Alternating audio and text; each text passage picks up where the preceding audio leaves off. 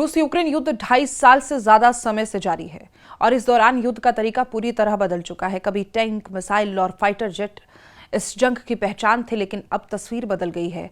आज drone, artificial intelligence, electronic warfare और तेज logistics ही युद्ध का भविष्य तय कर रहे हैं। लेकिन यूक्रेन लगातार लंबी दूरी के ड्रोन हमलों से रूस के सैन्य ठिकानों, एयरबेस, हथियार डिपो, सप्लाई नेटवर्क को निशाना बना रहा है। ऐसे में राष्ट्रपति व्लादिमीर पुतिन ने ये मान लिया कि सिर्फ हथियार बढ़ाना काफी नहीं है, बल्कि पूरी सैन्य व्यवस्था को नए दौर के हिसाब से बदलना पड़ेगा। और यही वजह है कि रूस ने सेना और रक्षा मंत्रालय के बड़े पैमाने पर फेरबदल का ऐलान किया है।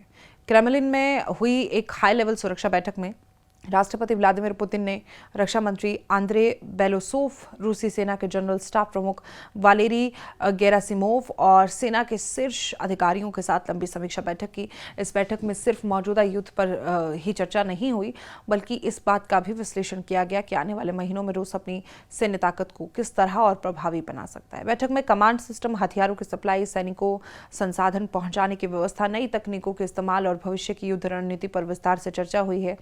सबसे बड़ा बदलाव रक्षा मंत्रालय के भीतर जिम्मेदारियों के बंटवारे में किया गया।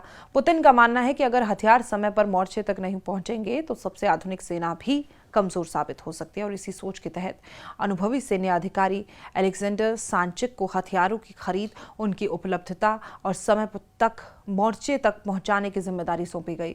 सांचिक पहले युद्ध के मैदान में सेना का नेतृत्व कर चुके हैं, इसलिए माना जा रहा है कि वो जमीनी जरूरतों को बेहतर तरीके से समझते हैं।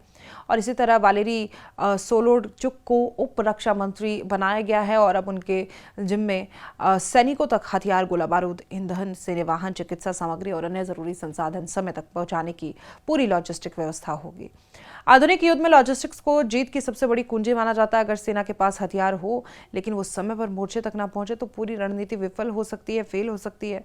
रूस अब इसी कमजोरी को दूर करना चाहता है। पुतिन ने जंग के सबसे अहम मोर्चों पर भी नए चेहरे उतारे हैं और आंद्रे इवानाएव को सेंटर ग्रुप ऑफ फोर्सेस का नया कमांडर बनाया गया।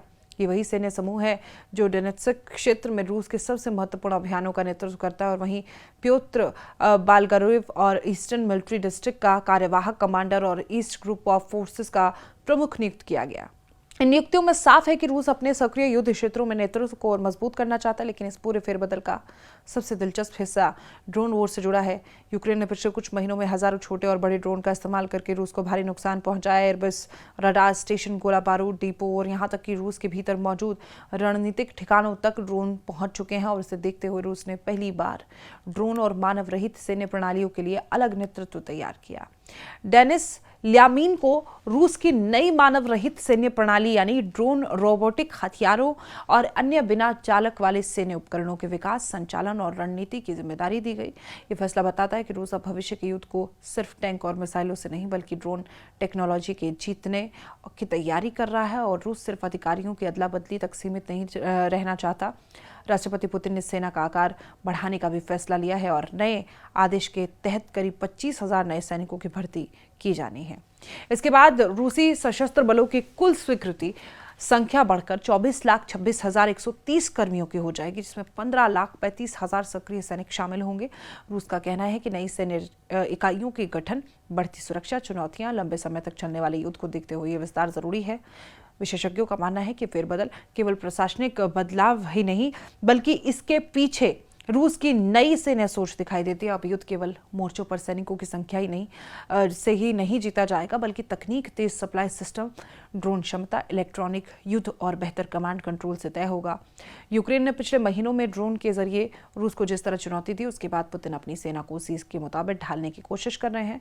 देखिए, कुल मिलाकर रूस का यह फैसला साफ संकेत देता है कि मॉस्को इस युद्ध को जल्दी से खत्म मानकर नहीं चल रहा और इसके उलट वो अपने आने वाले लंबे संघर्ष के लिए अपनी सेना को नए सिरे से तैयार कर रहा है।